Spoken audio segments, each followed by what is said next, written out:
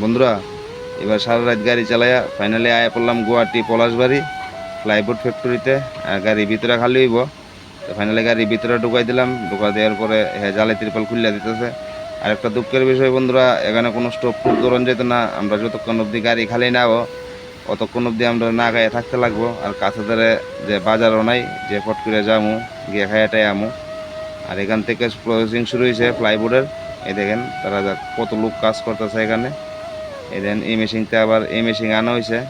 এই মেশিন আনছে পরে আমি গেছিলাম সামনে, তো আমার না করতে থাকো ভাই তুমি সামনেতে ভিডিও করো না, একটু দূরত্ব ভিডিও করো, কারণ লোকে কাজ করতেছে। আমি ঠিক আছে দাদা, কোনো অসুবিধা নাই, আমি দূরত্ব ভিডিও করতেছি। ফাইনালি রেডি হয়ে গেছে প্লাইবোর্ড।